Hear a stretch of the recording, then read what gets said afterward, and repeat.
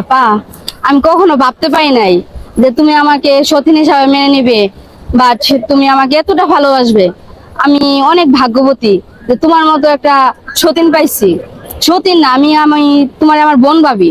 আরে বোন, তুমি এসব বলো কেন? আমি তো তোমারই আপন বোন। আল্লাহ আমাদের কপালে জয়কে লিখে রেখেছিল, তাই আমরা দুইজনই এখন জয়ের বউ। তুমি চিন্তা করো না, আমি সারা জীবন তোমার বোন হয়েই থাকবো। চল আর একটু আগে চল, তোর বোন হয়ে থাকাচ্ছি। আজকে এই দিনটা তোর জীবনের শেষ দিন। আপা, আমার না একটু শীত শীত লাগতেছে।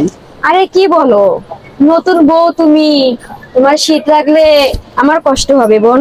দাঁড়াও, আমি তোমার ব্যবস্থা করতেছি। তুমি এই রান্নাটা শরীরে মোড় দাও, হ্যাঁ? তাহলে তোমার তুমি ঠান্ডা করবা লাগবে। কি?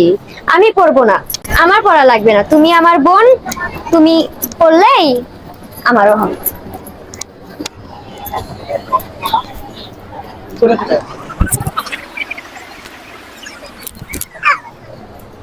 তুই আমার কাছ থেকে আমার জয়কে কেড়ে নিয়েছিস, আমাকে অনেক কষ্ট দিয়েছিস। আমি তোকে আর বাঁচতে দিব না। আজকের এই দিনটাই তোর জীবনের শেষ দিন। তোকে আমি মেরে ফেলবো। জয়কে আমার কাছ থেকে তুই কেড়ে। আপা, দেখ হয়ে গেছে, আমি মরে যাবো তো। মরে গেলাম মানে? এই তুই এখনো মরিস না?